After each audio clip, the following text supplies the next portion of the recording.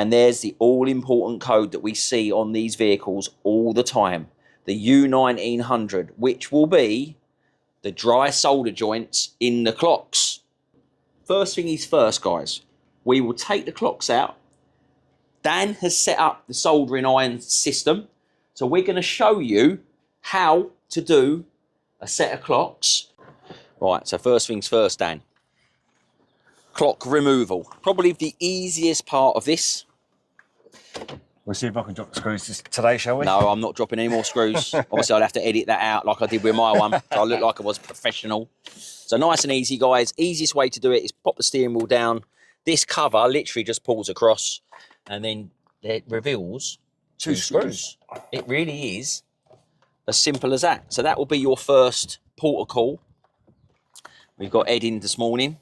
Going to be doing his tricks. Going to show you how to do it. And then for everybody in the comments that turn around and say, I can't believe you're showing people how to fix their own car. You're going to be losing business from it. We are absolutely stacked out. So if you come to that conclusion that helping people, then you're mad. It is literally non-stop. The phone does not stop. In fact, this guy has actually driven 2 hours to get here for us to sort his Haldex out and do the clocks. So it just goes to show, doing these videos, would we have attracted somebody 2 hours away? No. We wouldn't. Now, top tip, the magnet for getting those screws out really does work a treat. One there, one there. What is that, Dan? Is it like a T25 maybe? 20. T20. T20. So there we go, T20 for the screws. It's always easier to have a magnet on hand.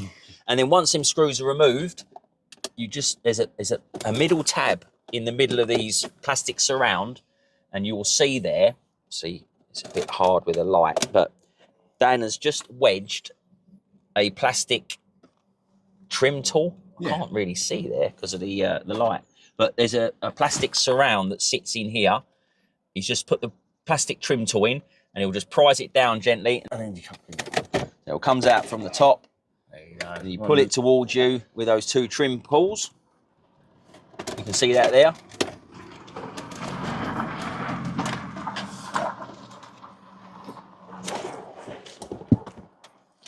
And then the plug is nice and easy. It's just one of those that you push the tabs down and bring that black lever across.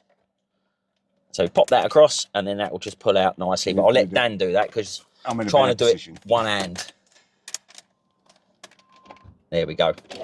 And this has never been out according to the customer because he's owned this from nearly new. So it should be the first time. There's the part number, guys, if anyone needs to know what we're doing. But it'd be interesting to see what we find. We are going to take these apart.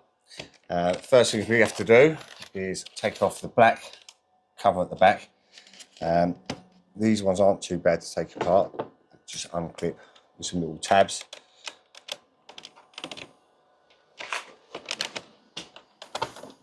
Yeah, so on these, you can see that they have these white tabs here that hold this back plastic on. Yeah.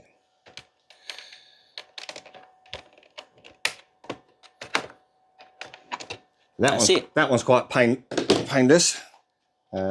This one's normally a little bit more tricky. But...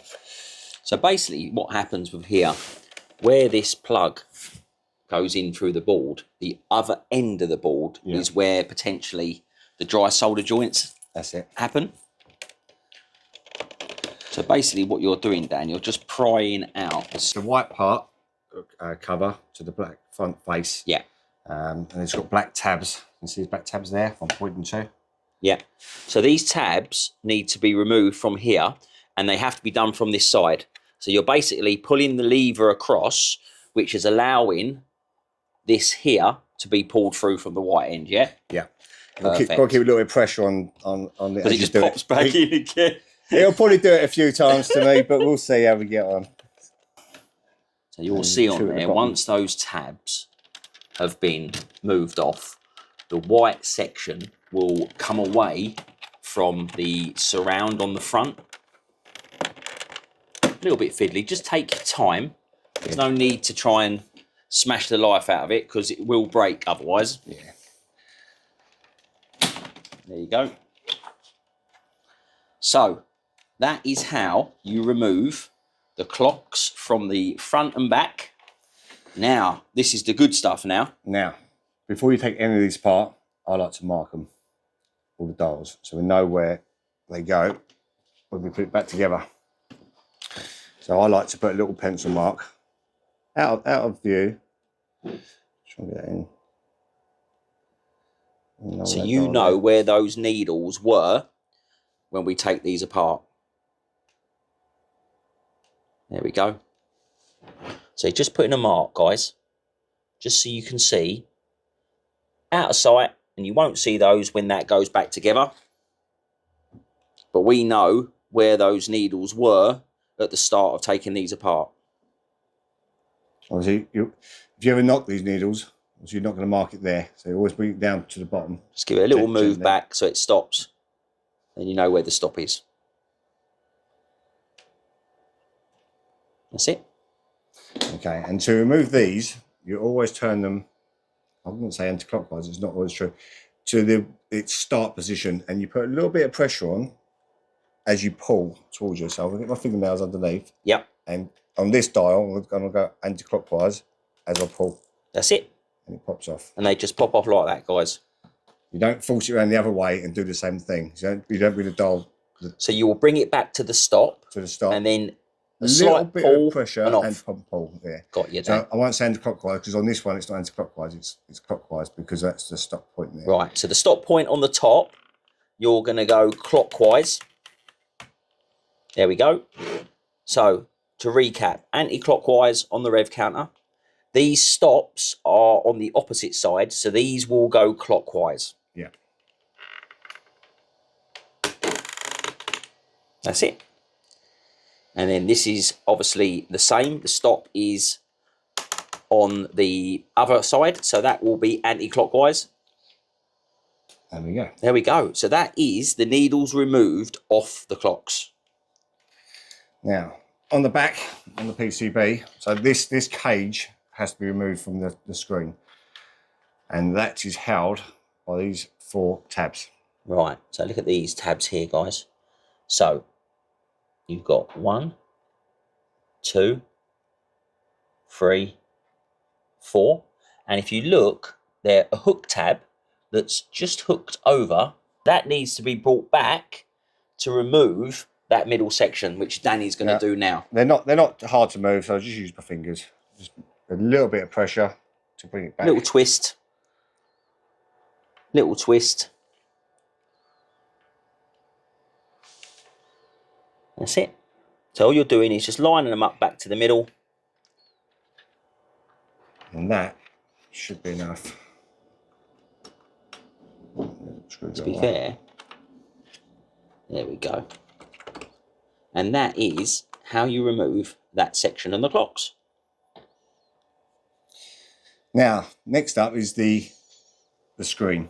Which is the tab there, the ribbon. That's it. For the, is it an LCD, would you say? Yeah, yeah.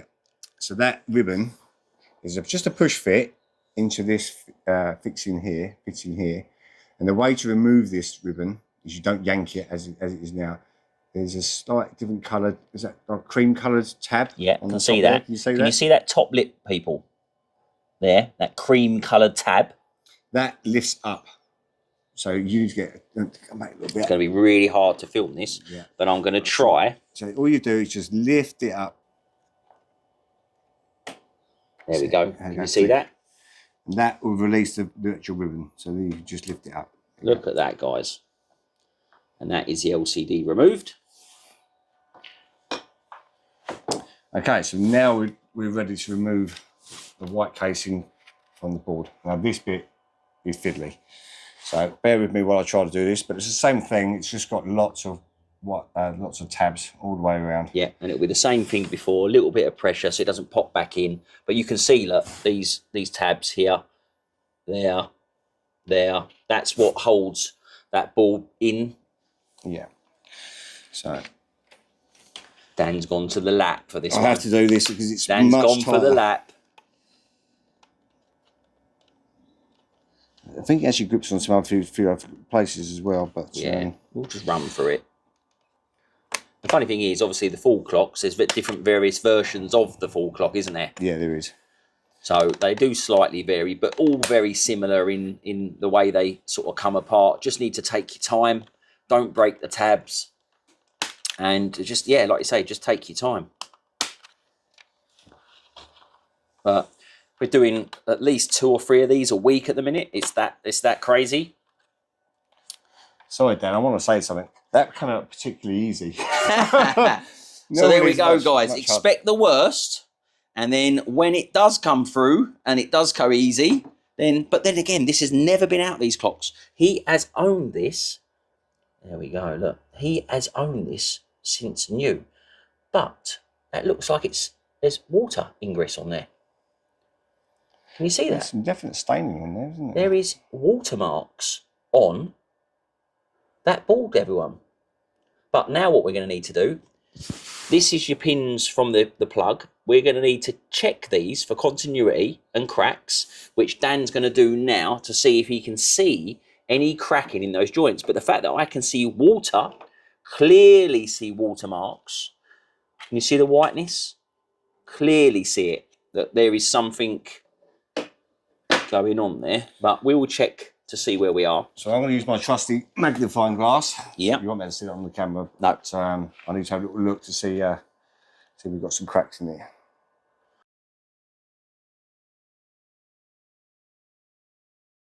It's not the worst I've ever seen. There is cracks on that one. And there's definitely a few that have got a few cracks in, but I say it's not the worst I've ever seen. No, well, this car has only done 59,000 miles. The guy has owned it since it was like I think it was an X demo maybe. So we know the history of the vehicle, so that's always good to know. Okay. So. Right.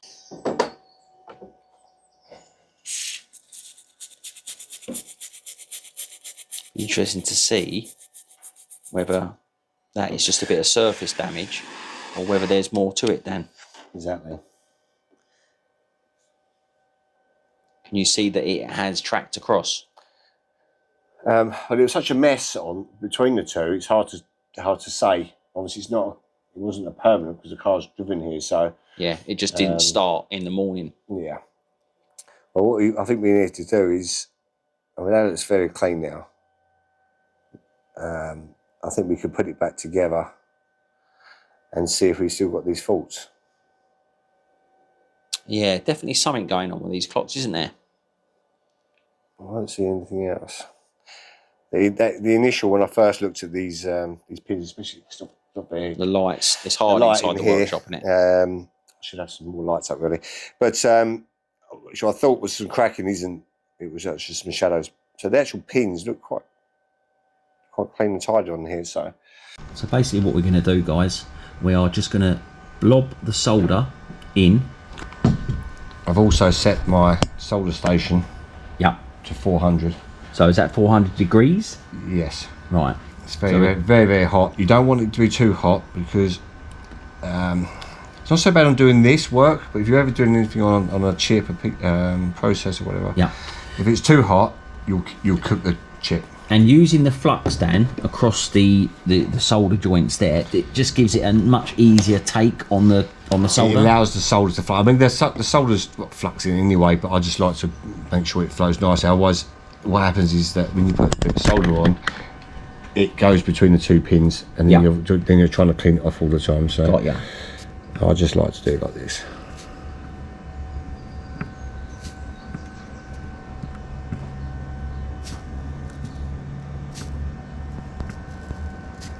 Wow, look how easy that is, just dabbing it on to the solder joints that are there before. I'd just like to get some on first, and then I'll run through and clean it up a little bit.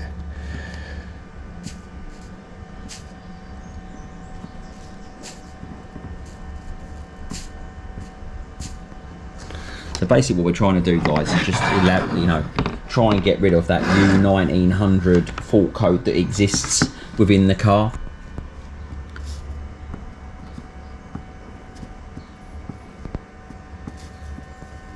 The flux definitely makes a difference there, doesn't it? Yeah. Just seems to take so much nicer.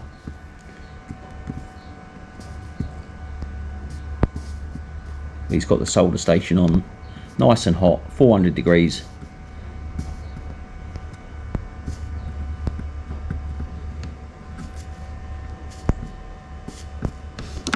Okay, so we've got a nice blob on. Again, so I will reflux again and then run through and try and take some more off and allow it to flow. There's a lot of pins to do, so it takes a little while. Yeah.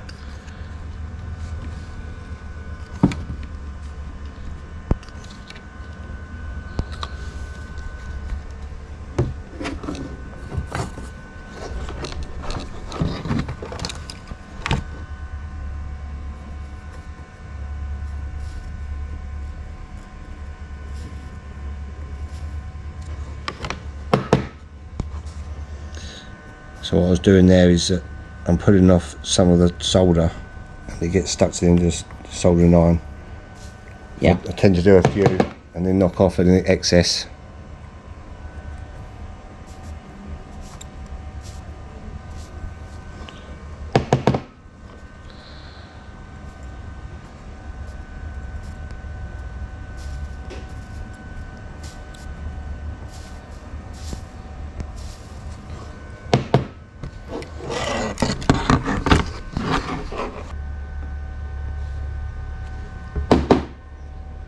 Be really interesting to see when we plug back into it whether we've got that cluster U1900 code.